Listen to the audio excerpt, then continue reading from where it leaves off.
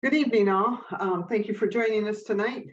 Sorry, I got to adjust my camera here a little bit. I bumped my computer off my desk. Well, not off the desk, but anyways. So now you can see me, not just the bottom of my head. Tonight, I am glad to say that we have three fabulous authors. In fact, I want to say, hey, the gang's all back together because we did this a year ago with you three, and that makes it just all that more exciting and fun. You all three are just, well, except for Jennifer, who is only today away from releasing new titles. So this is all new, brand new. So there might be readers that have not read yours yet. So we will try not to have any spoilers. But thank you, ladies, for joining me.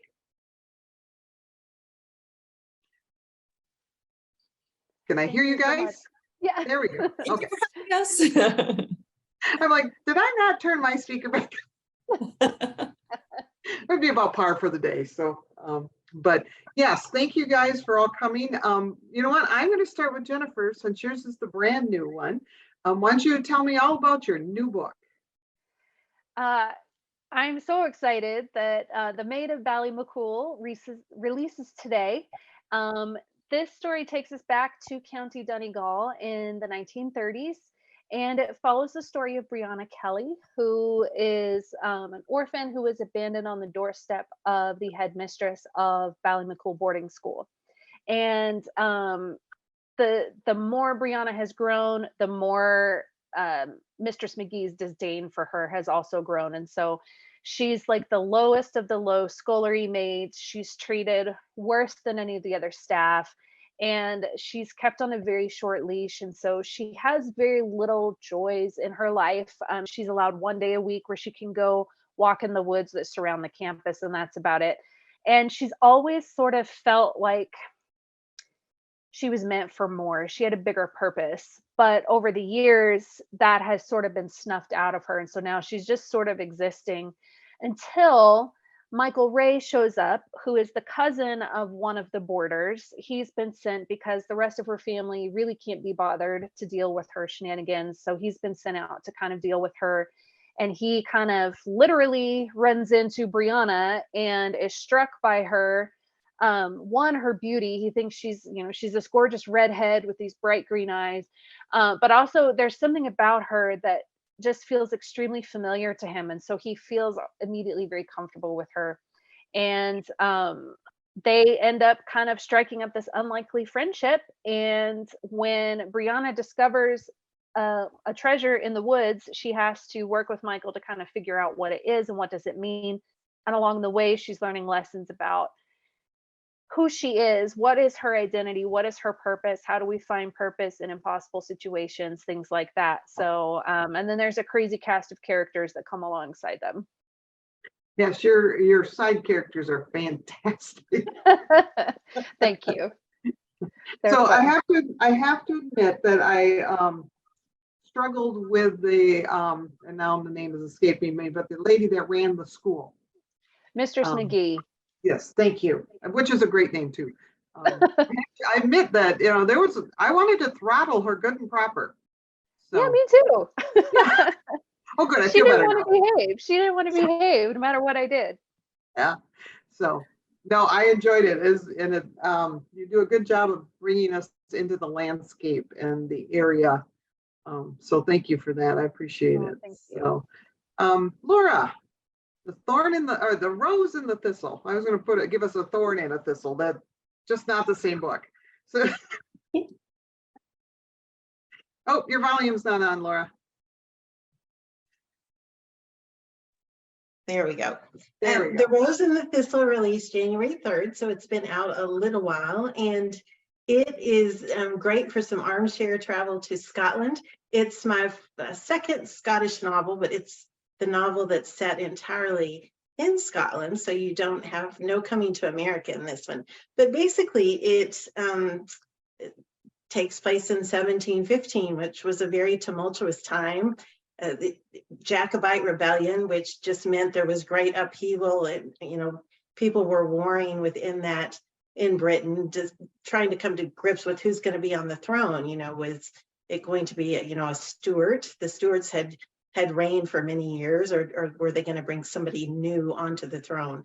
So you got a lot of political upheaval. So I took a duke's daughter, whom I imbued with not beauty but brains. So she's a bookish heroine. She wears spectacles, and she is not very interested in getting married. She's all about her books. But she ends up having to run. She's on the run, an heiress on the run.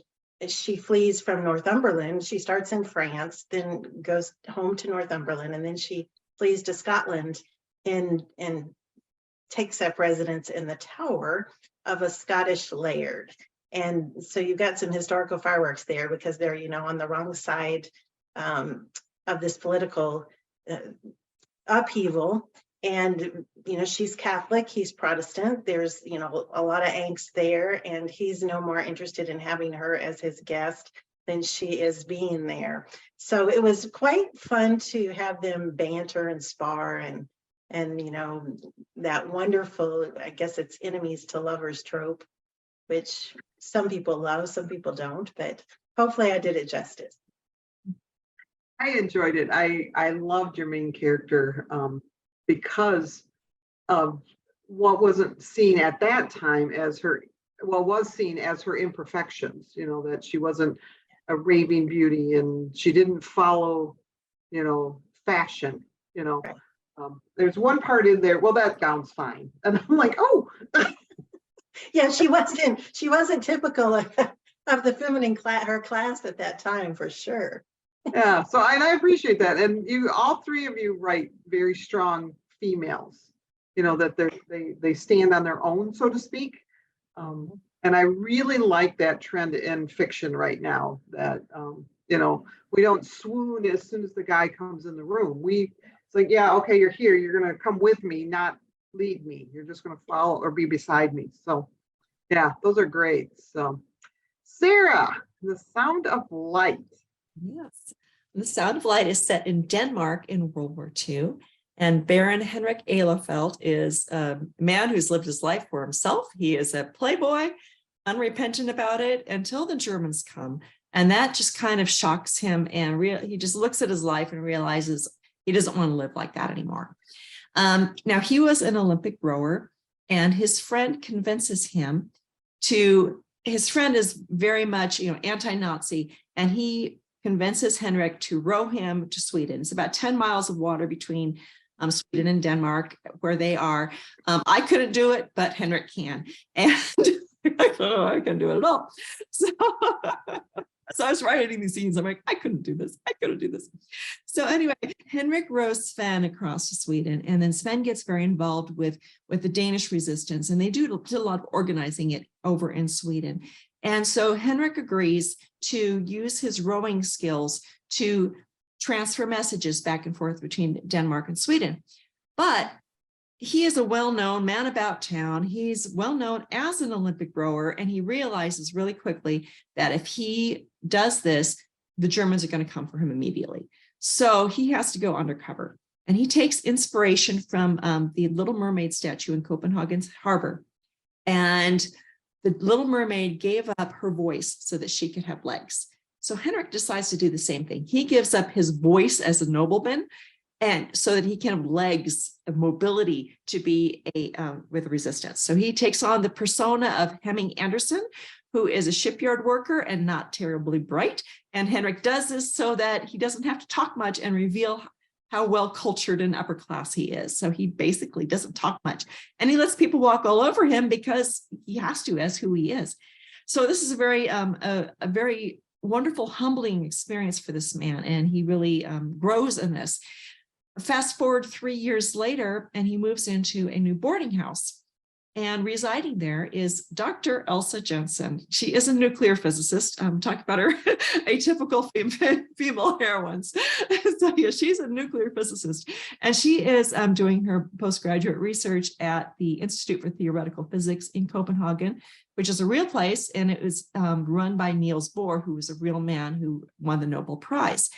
And so she's trying to make her way as a physicist, as a woman in the 1940s. And as an American, she has the ability to go home, but she does not want to abandon her research. She doesn't want to abandon this post that she's worked so hard to get. So she stays. And at first, conditions aren't bad in Denmark. The Germans were very kind to the Danes. It's very, very strange. We know what the Germans were like, but they weren't like that in Denmark. They felt the Danes were their fellow Aryans, so they treated them with kid gloves. They had very few restrictions. They had good food. Very strange situation. All that changed in 1943. The resistance started to grow. And of course, as the resistance grew, the Germans cracked down on them. So we had the spiral that we did see in all the other countries where the increasing resistance, increasing reprisals. So meanwhile, Elsa's best friend Lila convinces her to use the mimeograph machine in the Institute's basement to run off copies of a resistance newspaper. So now she's with resistance too, but she is getting to know Henrik in the boarding house, and she just kind of suspects there's more to him underneath this very silent, mysterious persona. And he is very drawn to her. But for him to reveal more of himself would mean revealing his identity, which would endanger his work, and it would also endanger his life. So we have this wonderful story with secret identities and forbidden love. And it was just so much fun to write. And I got to work in some amazing historical stories set in Denmark. You know, the story of Denmark in World War II is fascinating. So I was able to bring in some great history too. Yeah, and I was saying before we got together here that I had heard the story of the man that rode, and I don't know, you know, it's all the same now. You know, 2 years, 10 years, yeah, sure. Yeah. Time is just a blur now.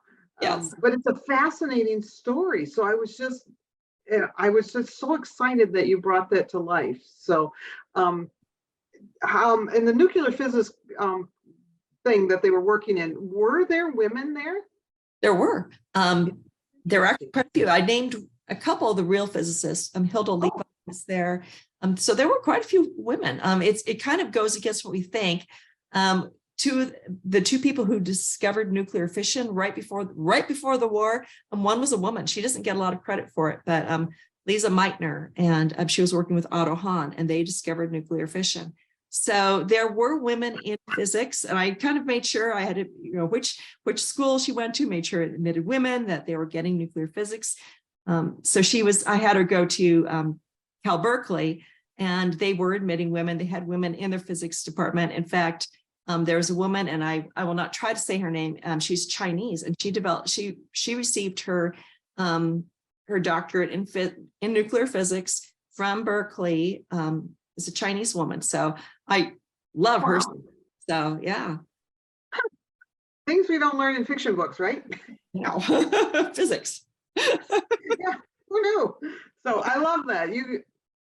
All three of you do that. You bring out parts of history that we don't know a lot about. I mean, okay, World War II we know about the Jacobites, and we know, Ireland, but we don't know the nitty gritty stories. And you guys, now I believe, if I remember correctly, all three of you have based these books on a factual story.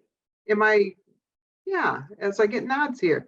So, okay, so then I'm going to ask, now we have questions come in, but I really want to know the answer to this question. So I'm being very selfish. How do you choose what fiction and what facts? How do you blend that? How do you choose what to blend and what not to blend? Laura, why don't you go ahead and start that? And oh, I don't know if I'm the right one to start with. That's a great question. How do you blend fiction and fact? I would probably have to think about that a while. Okay. You take the facts. I take the facts that are most fascinating to me, and that I think would be the most fascinating to the reader. Really, and I do so much research, as we all do, but I dump about 93% of it. So I only use 6 to 7% of what I know, and it has to really shine like a diamond in order to make it into the book. So I start with those really fascinating, glittering facts, or that I hope the reader also finds interesting. And then I just, you build this fictional world, you have to come to love your characters. I even love my villains. My villains, I see more of myself in my villains sometimes than my hero and my heroines. I shouldn't admit that, right? But it should be a seamless blending. For a novel to work well, it has to be just kind of a seamless blending. I don't know I'm sure Jennifer and Sarah could probably say it better than me, but there's my 2 cents. No, that makes a lot of sense. Sarah, what do you got to add to that? Yeah, very much the same. I like to have freedom with my characters. So Henrik is based off of Knut Christensen, who was the real man that Chris was referring to, but he is not Knut Christensen. I made him very different because I want freedom to give him backstory and angst and problems and sins and flaws and all that stuff. And when you're working with a real person, you have to make them almost angelic. I mean, because and I have Niels Bohr in the story as a side character. And there were actually a couple scenes I had to cut because I was putting too many words into Bohr's mouth. And I thought, I'm working with what I know of his personality, but I feel very uncomfortable doing that. So when I'm working with that real person, I have to work with absolutely what's known about them and usually making them better than they probably were in real life, just to err on the side of safety. So for my hero, my heroine, I want my own characters so I can really play with them and mess with them. And it just gives me more freedom. But as far as the history itself, I don't mess with events. So as many times as some event falls, like, you know what, I really wish you were 2 months earlier because that fits my timeline and my story better. I can't move that. So that means I have to do some wishing around with my own timeline and my story to make it work better. But so I will not work with events. Those are fixed in time and things like that. I try to get as much of the background details right as I can. We are human. I know Jen and Laura have the same problem I do. You think you've got everything, and then you get that one letter. It's like, oh, it's like, sorry, let that one go. Oh, you just have to let it go. I mean, you do your best, but you can't obsess with it. And I know I've read all of your books, and the level of research is just astounding. But we aren't perfect. But we just try to get those details right. And that comes from the love of the era and really being willing to delve deep and try to get the things right. And I do that to honor the real people who lived it, because I'm dealing with the stories of real people who worked with the Danish resistance. I just got contacted by somebody on Twitter the other day who's she was responding to an ad for one of my books, and she says, hey, my grandfather was in the Danish resistance. So she starts telling me stories like, oh my gosh, this is amazing. So yeah, so I want to get the facts right to honor those real people who did it right. And if I'm just messing up events, I don't feel that's honoring to them. And Jennifer, how about you? All of my most recent story ideas have been inspired, or kind of that aha moment came with some historical either event or artifact that made me ask, like, what would happen if, like, for example, in the Maid of Ballymacool, the thing that Brianna finds in the woods is an actual thing that belonged to the actual Ballymacool house that was looted when the house was overrun by soldiers during the Irish War for Independence, and it was never found. And so the story really started with what would happen if somebody found it. And so I like to sprinkle those kind of things in that really make a part of the story. I too like to shy away from actually having real historical people as a main character. I'll bring them in as side characters or mention them somewhere to kind of give that anchoring of the time and place that things are going on. But I love to include those little, just like crazy things that when you learn, like, that's actually a thing. Like, I didn't make that up. You go, oh my gosh, that's so cool. Like, if I'm doing that, then I figure other people would find that cool too. So I try to work that in. And then, like Sarah said, Brianna gets injured. And so then I'm having to like search up, okay, what medicine did they have available in 1935 in Donegal? Because rural Ireland was so much farther behind modern times. They didn't have electricity. in 1935 in Donegal. They very few people had motor cars, so all these things, we think of the 30s being fairly modern-ish, and they didn't have that. So because I knew if I just made something up, someone was gonna go, well, they didn't actually have that. I'm like, oh, okay, I'm sorry. But I too had somebody email me yesterday, and they said, I know the Kellys who lived in Ballymacool House before it was destroyed. And they No listed way. all these, and I was like, I suddenly had this like, oh my goodness, I hope I did their story justice, because it wasn't really about the real Kellys. Like, they were inspiration, but like Brianna's her own made up person. So it's really fascinating when you get those physical tie-ins to the actual thing. It's exciting. And that's for both, well, all of you is like, oh, wow. So I have one, and I try to do these in order, but this one ties in with what we're talking about here. They said, since you write based on facts and make into a fiction story, or inspired by, which comes first, the idea for the story or the material where the facts come from? And I love that question, because so is it something you stumble on, or is it something like, oh, and then I'm going to set it here? So I think, Sarah, it's your turn to go first. My answer is yes. Because sometimes it's really hard to tease out what comes first. Okay.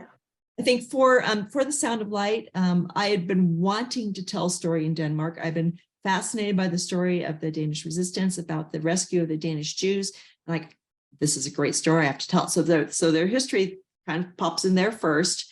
And then I was reading about Niels Bohr, and I thought, ooh, wouldn't it be fun if a female physicist? As a chemistry major myself, was like, oh, that's fun. So that was a little bit of character inspiration, which leads into her character. And then when I read the story of Knut Christensen, then Henrik's character started to develop. So it's kind of this interplay between character inspiration, plot inspiration, history. And at this point in my career, I'd say all of my stories, that initial spark of inspiration does come from the history. When I'm doing research for another book, something will pop out. And I can tell you the inspiration for the one that came out right next, that I'm working on right now, that comes out next year this time, came when I was doing my research for Until He's Fallen Paris, when I was reading about the exodus of the people when the Nazis were coming toward Paris and they were fleeing. And I was reading these stories, and I read something, I thought, oh, and I thought, what if? So there was that little story that inspired a whole novel. So I think at this point, my first books are more inspired by what ifs and characters. At this point, because I'm doing all the research, it's almost always the research that does that initial spark, but then the characters take over. So. And Jen, let me jump in here. I'm going to ask you that and add this to it. So Sarah, how much time do you spend on research is somebody else's question. I'm trying to keep this all, because there's a couple of really good questions. But that's it really hard to tease out, because when I'm putting together, what we all do is when we want to get a contract from a publisher, we put together what's called a proposal. And it's usually for 2 to 4 books. I always do 3 books. And this is several years before the books come out. So I have to put together ideas, and fully developed ideas. So at that point, I'm getting that spark of an idea, I'm building it up. And at that point, I have to do some preliminary research. Like, does this actually work historically? Do I have enough material to work with? Is my timeline going to work? So I'm going to do some preliminary research. It's not really in depth, but enough to make sure I've got a foundation that's solid. Then I put together my proposal. And if I get the contract, I'm still about 2 years out from starting that first book. I'm working on other things at that point. So, but at this point, I'm collecting materials like, oh, I found this book. Okay, I'm going to buy it now or set it aside, or I make a list. I start bookmarking websites. I start collecting my resources. I'm building my ideas, but I'm not really doing the research because I'm writing another book. But when it gets time to actually start that book, I start my research and my outlining at the same time. I have a full year for each book, and I'm researching that whole time. I've got a book that's due March 1st. I'm still reading one of my research books, and I think I've got another book, one more book I really would like to read before I'll probably be reading it during the editing phase. So it continues all the way through. So it'd be really hard to tease out, sometimes I might say, an hour a day, but it's might be that some days, and some days it's more, and some days I'm writing, I really need to know where this character is going to live. So I have to do a little bit of side research. So it really continues all the way through. Other people might have a different technique. I would love to do all my research and finish and then write the book. But the reality, writing and deadline does not allow that. So I have to do it together at the same time. All right, Jennifer, how about you? Fact or fiction first, and then you throw in your research. Yeah, I would say it's similar for me. My first book, The Dance of Donegal, definitely started with the story idea, kind of based on my own experiences as a teacher and an expat. But since then, it is kind of sparked a lot by the history. For The Maid of Ballymaccool, when I was first kind of rattling the story idea around in my head, I was inspired by Kylemore Abbey, which is in County Galway. I think it's Galway. It's on the border. Anyway, but it too was a boarding school, which I didn't know. I was researching like stuff about the place, and I found that, and so then that got me the what if idea. And I was trying to figure out, well, who would my little orphan be, and why is she here? And then I saw this reel on Instagram of drone footage flying over the ruins of Ballymaccool House, and I was like, where is that? So I started Googling it, and then I learned the history of the house, and I learned the history of the item that was lost, and that's when I went, oh, well, that's what I got to do. Like, that tied everything together. So it kind of is really difficult to separate. I would say both inspirations kind of feed off of one another. And then same with the research. I start researching as soon as I have a story idea. I'm looking up, like, is this even possible? Is this even a plausible story? Has this story already been written? And blah, blah, blah.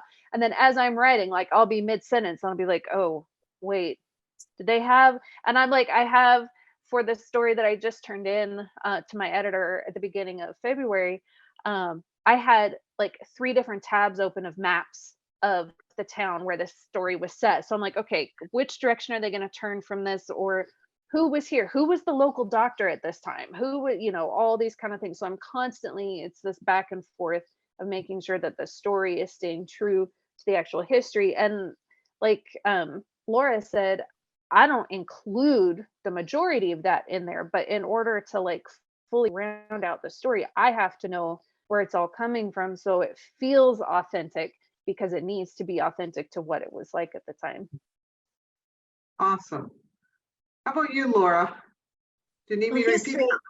Yeah, no, it's been very well answered. I don't have a lot to add, except that history and historical figures always give me my ideas. Research, I like to research almost as much as write.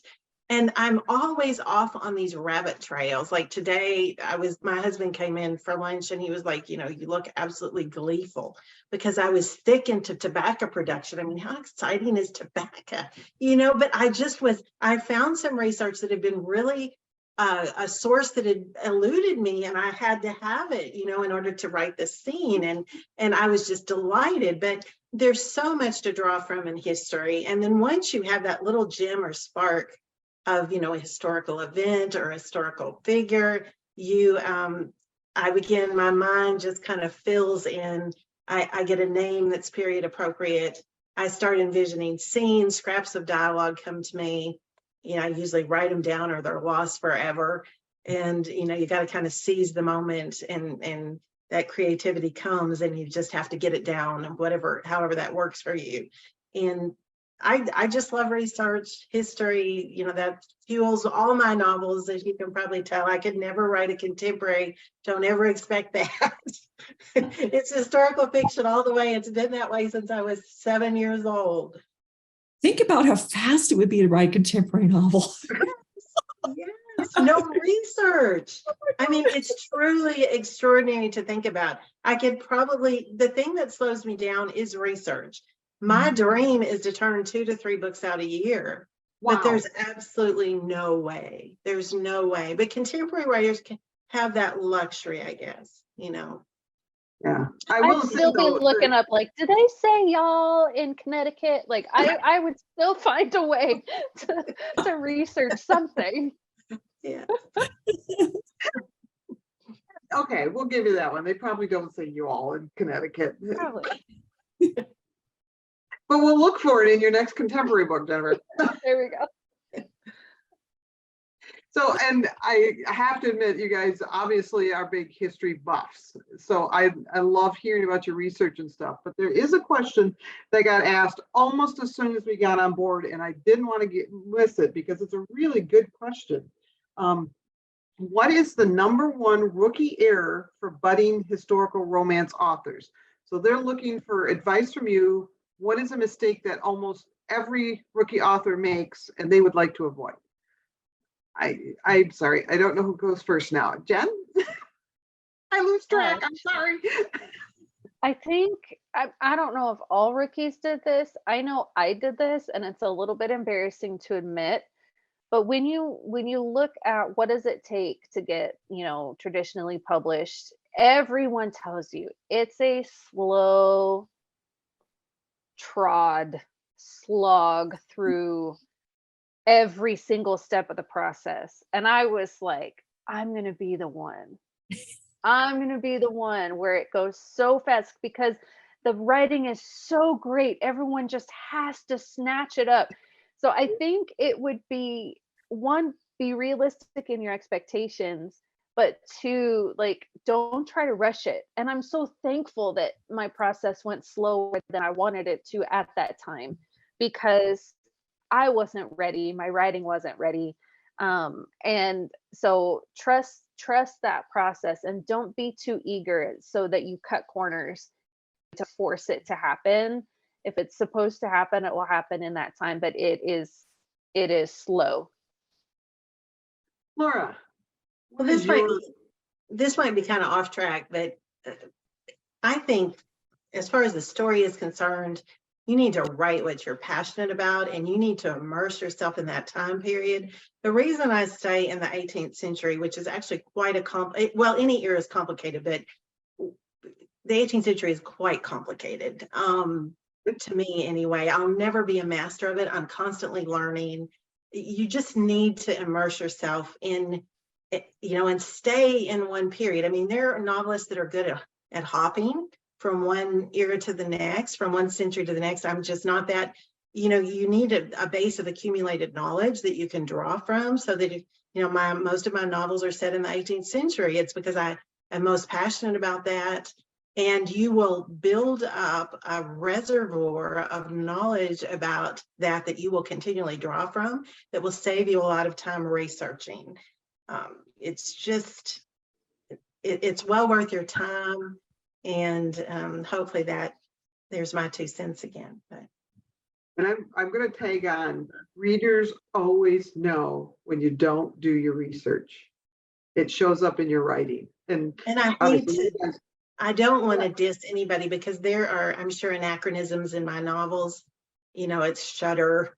And I was recently reading a book that I loved, and very successful author, but it was a ship coming into Jamestown and they were dancing the waltz. No. No, I'll say no more. No. Yeah, I was just reading one too that it was set before automobiles were a thing. And the boy's favorite toy was a car. And I'm like, no, so readers know. I mean, and most of us aren't going to tell you because, I'm not going to tell this author because, it's not gonna, I mean, I enjoyed the story, but that part threw me. So, well, and some readers will know more than you because they're experts in it. I read a lot of dissertations for my research, and those are experts in the field, and they have a corner on that I don't have. I'm borrowing their knowledge in many respects. That's my favorite researcher, to read dissertations. And those are people who know more than you. And, you just kind of give them a nod and go on and try to do the best you can. So. Interesting. And yeah, I guess I would never thought of reading dissertations, but yeah, why not? So that's a good thing. That's a good recommendation for new authors. So Sarah, what's the one thing you would recommend to a rookie writer? Oh, that's hard because one of the hats I wear is I'm a co-director for the West Coast Christian Writers Conference. My thing is like, just come to a conference, because there's so much. And we're all like, pick one thing. There's so much that a rookie authors need to know, and just in general. But for historical research, what I'm seeing a lot right now, World War II is hot. And I'm joking, for the first time in my life, I'm doing something trendy. I have never been trendy. When my first book came out, World War II was not hot, and it was all prairie, and then Regency came up, and now World War II is big. So anyway, because World War II is hot, there are so many World War II novels coming out. Most of them are amazing quality, but some aren't. And the two things I'm seeing in historical fiction that bother me is, number one, a lack of research. And I do see that. I can say, yes, I know which one book she read before she wrote this book. I can name the book. I know exactly which book it is because I read it. But the basic, like Laura was talking about, that iceberg, that tip, that 7% goes in the book, but you need that 93% that doesn't show in the book, because that gives you that foundation. And when people have done very light research, it shows. Now, it's not going to show to most people. I'm very interesting. I'll go and look at these reviews for books that I've had issues with, and people are just glowing about how wonderful it is. And like, okay, so not everybody recognizes it, but there are a lot of very knowledgeable readers, and they will not stand for that. So that's the first error, is not doing good foundational research to go underneath your story too. The other one is loving your research so much that you forget about characters, because fiction is about character. It's about the human condition, and human condition doesn't change whether they're wearing corsets or, red lipstick or whatever they're wearing. Their human condition is the same, who we are as God created us. So we need to be tapping into that and having characters who are so real and alive that our readers can't sleep when you put them in danger. And so I have seen books where it's like, it's just the characters just feel like they've been tacked on top of a story. And I'm not drawn in. I don't care. And that's sad. We want to care. We want to care deeply. So I'd say those are and most of these are, and I just see a lot of unpublished manuscripts too, that either make one of those two errors. So I would say, first of all, do your research, but love your characters so much, love your story even more than your research. The research needs to support the story, not the other way around. And I'm always, when I'm editing, I have a rule as I edit, and I have to chop so much research out of my books, and I still leave too much in, way too much. And I'm sure I have readers listening right now, get too much research, too much.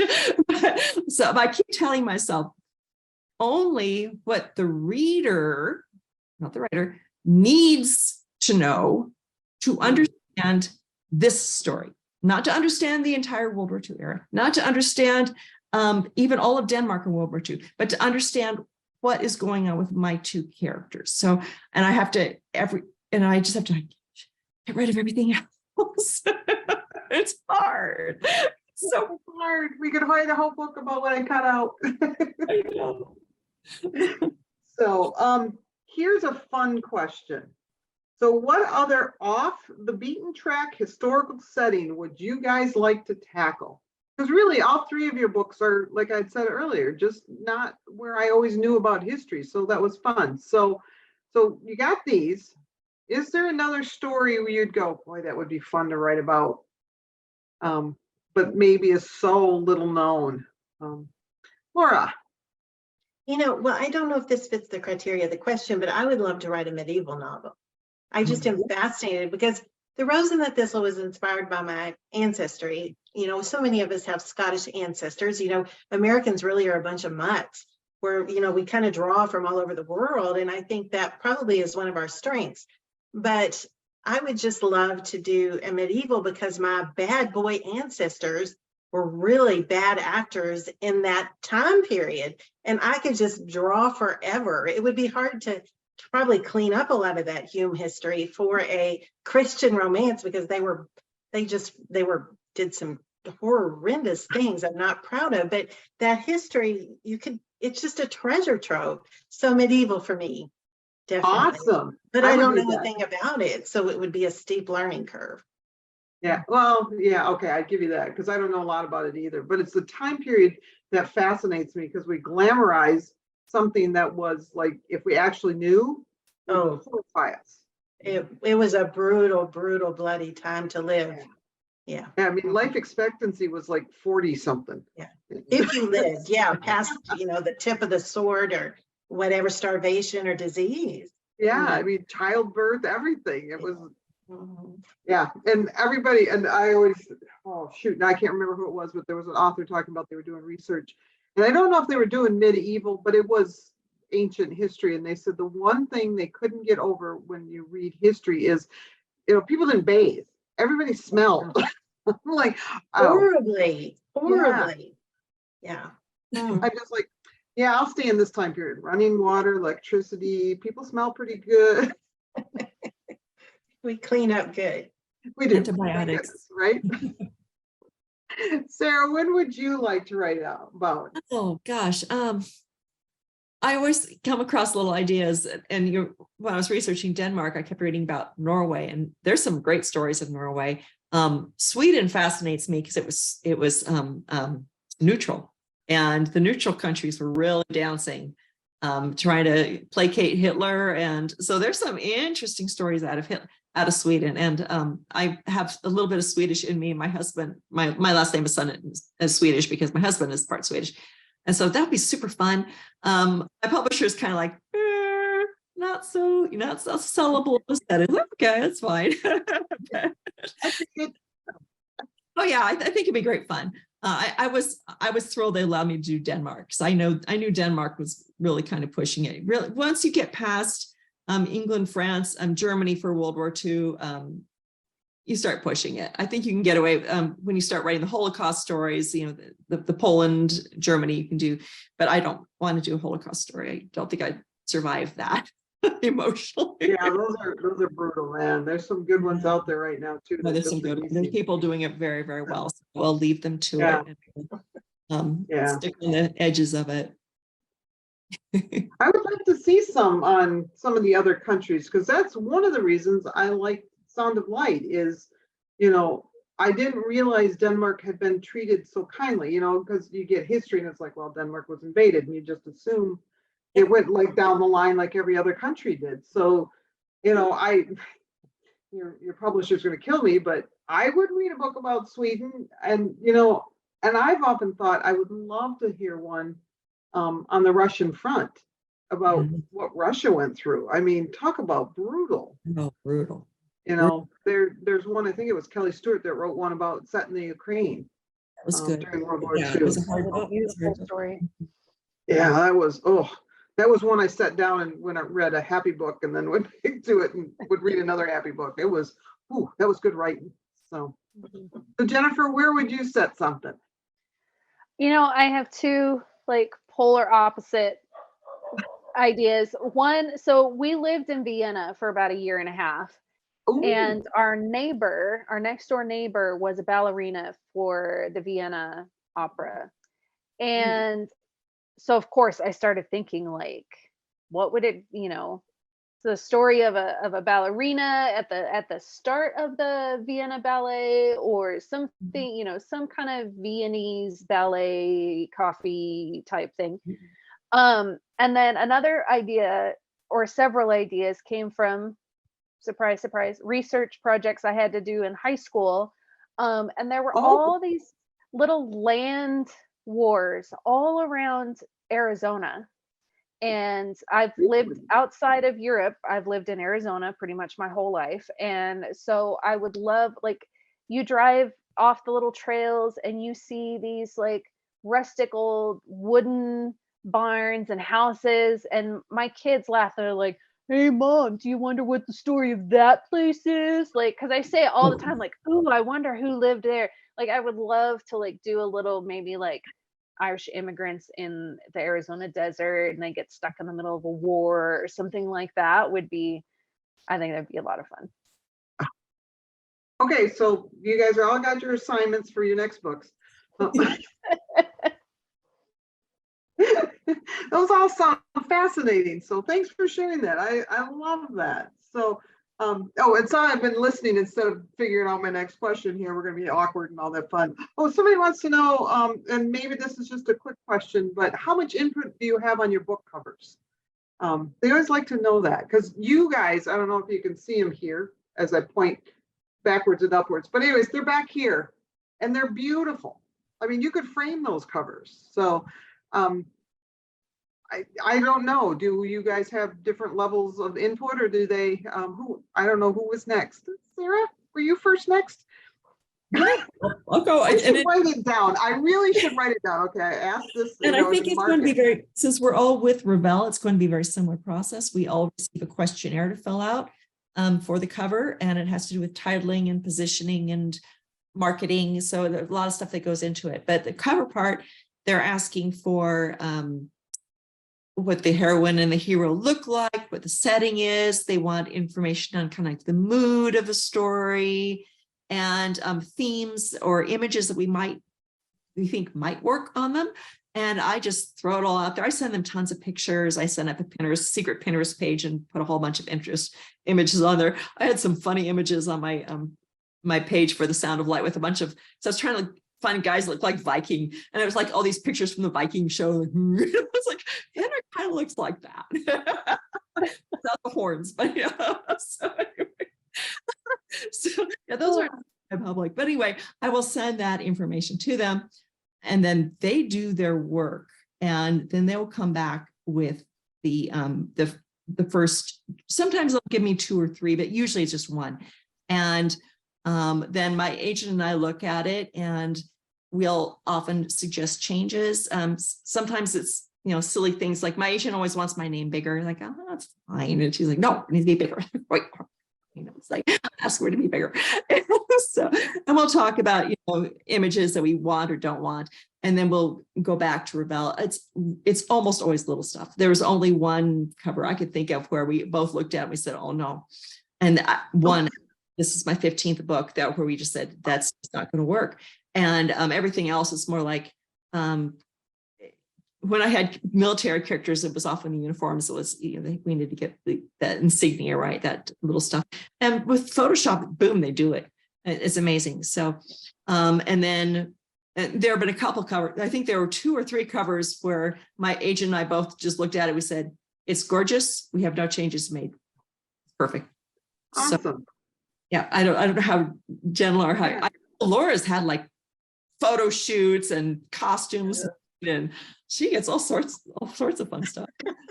I know. I sometimes you feel spoiled. There's only been a couple of covers that I've not been a big fan of, but you kind of hold your breath when that cover email comes in. It's like, oh my word, and here it is, and then you click on the file and it opens, and it's just pretty extraordinary experience. It never gets old. Cover art is my favorite part of the process when they get it right. And for the Rose and the Thistle, my last 2 covers and A Heart Adrift are my 2 favorite covers. They're just, shout out to the designer for those. Laura Kleinstra is truly remarkable. And I'm very grateful. Did you want to add anything, Jen? I mean, the process is the same. The design team at Revell has just been phenomenal. With my first book, there's a specific dress that is part of the story. And so I said, if we could find something, I would love to have her. And they were like, they would send me pictures of like models they found, like, what about this dress? And what about this dress? And what do you think about this? And like, I've had way more input than I would have expected. And I just feel like all 3 of my covers have been gorgeous, and but somehow they managed to make each one better. I don't know how they do that, because I'm like, this is perfect. And then I see the next one, I'm like, oh my gosh, this is perfect. So, but it is fun. And I appreciate that they do ask for those inputs. Sometimes it's not, my big pie in the sky dreams aren't really technically possible, but they always are open to my crazy ideas. So it's always fun. Awesome. I love to hear cover story or cover art stories like this because everybody's got a little bit different, each author does. Somebody wants to know, what are you reading for fun? Or what are you looking forward to if you're in the middle of edits? Get it? And then they want to know, or are you too busy? So Jen, what are you reading for fun? Or are you too busy? I mean, technically I'm probably too busy, but I decided last year, I think I only read, if you don't count reading my own book about 6 times throughout the editing process, I think I only read 4 books yet last year. And it made me so sad because normally the only time I have to read is at bedtime. And I've just been so tired. So I decided, I don't care how tired I am, I'm reading at least a page in a book every night before I go to bed. And so I've already read, I think I'm on my 4th book of the year already. Good for you. So I am reading My Phony Valentine by Courtney Walsh right now, because I'll be getting into edits on my current book and I can't read in my genre when I'm working on my own books. So I've been reading lots of contemporary. I just finished Liz Johnson's The Last Way Home last week. Oh my gosh, just chef's kiss. So amazing. And I'm really loving Courtney's. I keep looking over there because it's on my nightstand right there. Hopefully if you wander off, you're going to go read. Yeah, exactly. So I'm like, oh, maybe excuse me. I feel You'll never know. No, it's so funny. I just love it so much. So yeah, that's what I'm reading. Awesome. How about you, Laura? What do you read for fun? I tend to go back in the, in the back of the library with those dusty writers that are no longer living. I'm on a historical fiction binge with Elizabeth Gouge. She passed away in 1984, but she has written the most extraordinary books. My favorite is The Child from the Sea, and it takes place in the 17th century, which is my second love, second to the 18th century. But I'm reading The Dean's Watch now, so I'm slowly making my way through Gouge again, and it's really the older writers that speak the most to me. So much richness and depth, a lot of purple prose, as they call it. Never get tired of it.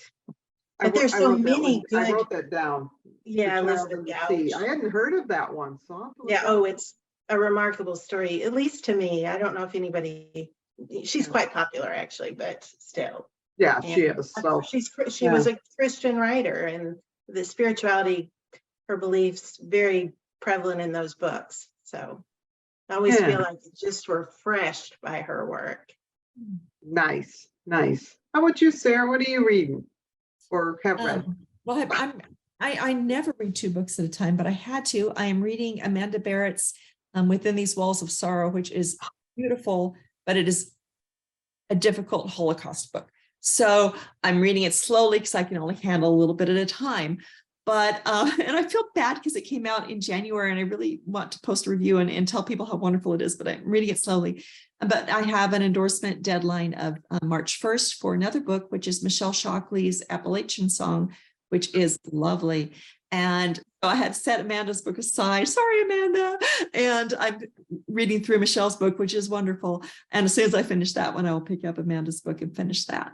But yeah, I'm one of the blessings of being a published author is that you get free books and you get to read them long before they come out, and you get to, and it's super fun. So yeah, awesome. Okay, so I got so wrapped up in this, and then I went, oh, I wonder what time it is. It's getting late, so which is a good thing, I'm not going to complain. So, and I think we could do this for hours, but so I'm going to combine what I usually ask towards the end with you guys. Where can we find you? Your websites, are you on Facebook, Instagram, that sort of stuff? Because of course you get your books from bakerbookhouse.com. You don't get them anywhere else, or you come in the store and see me, which would also awesome. But if you can talk about your next book, like, if you can tell the title, great. If you can't, we also understand that. And maybe an estimate if you don't know when it's releasing. So I think, Laura, it's your turn to go first. Okay, my next book, I just turned it in the day that The Rose and the Thistle came out. So one book in, one book out. It takes place, little known part of history, 1755 in Nova Scotia, which was not called Nova Scotia then. Well, it was, but not to my heroine and her family. So it was the Acadians. You know, you think of the Cajuns that moved to Louisiana and that history. Well, it predates that. It's when the British came in and expelled the Acadians from their homeland, and brutal, heartbreaking history. And if I disappear here, it's because I just realized my battery is completely drained. It was full. So anyway, I'm just trying not to go run for the cord. So anyway, I'm glad I got you first. yeah, there you go, January 2024. And Awesome. I have a title. Please sign up for my newsletter and you'll get the first dibs on the title, and then cover art has begun. So I'm super Awesome. excited about this one. Thank you. That sounds awesome. So excuse me, you too. Thank you then. If you do disappear, thank you for joining us tonight, Laura. So if you're here at the end, fantastic. But if you're not, I didn't want to miss out on that. So Thank you. Sarah, where can we find you and what's your next release? Well, my website is sarahsundin.com, and I'm on Facebook, Twitter, Instagram. And my next book comes out in February 2024. And I do have a title. I'm going to hold back on it until I do the cover release, because I've had people put it up on Goodreads and then it gets all messy and it's really hard to, yeah, anyway, long story. Totally get it. Totally get it. But anyway, it is set in London during the Blitz. And there's a Dutch refugee who is fleeing from the Germans when they invade, and she gets separated from her little boy. And she knows he's going to England. So she is searching for him in England. And she enlists the help with a BBC radio correspondent, Hugh Collingwood.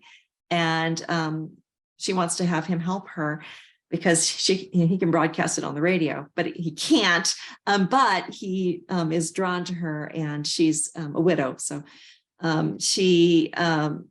anyway, bombs start falling.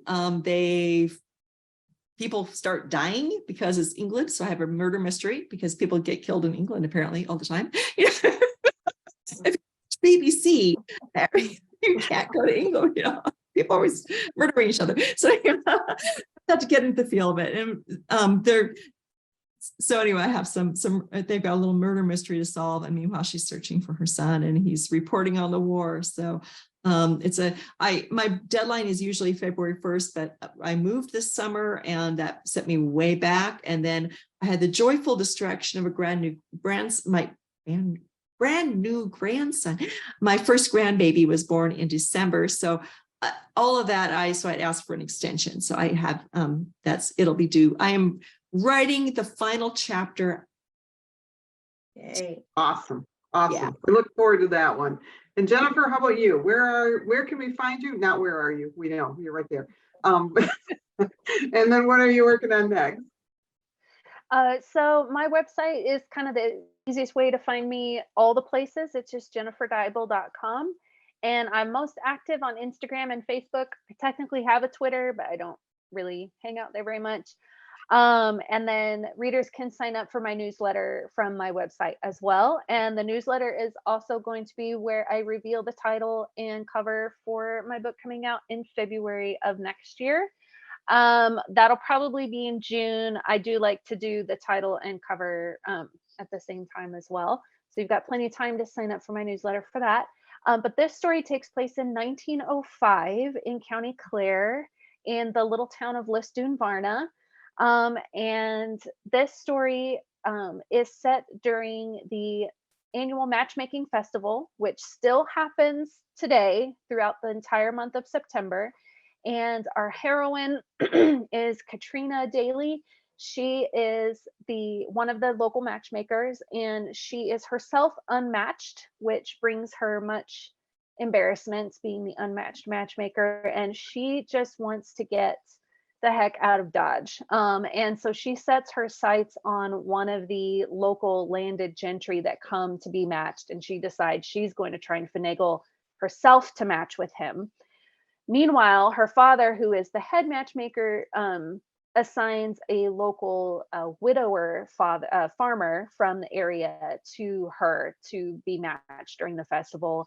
And he's immediately drawn to her, as is his 6-year-old daughter, Sarah. And she's just annoyed that she has to spend time with this farmer guy when she wants to go be with this playboy over here. And so she has to figure out, who can I really be myself with, and what's going to happen with Ireland's unmatched matchmaker. So shenanigans ensue. That's a great description. Shenanigans. I always like books with that in it. So I mean, it's Ireland. You can't have an Irish matchmaking festival without some shenanigans. right, exactly. Exactly. Right, because we've all been involved in them, of course. Right, of course. I mean, as you do. Yeah. So I met my Oh, husband, well, right? No. Yeah, isn't that where you found your husband? That's, Right? or I not. mean, that's like the norm, right? Right. Yeah. I don't know what you're all talking about.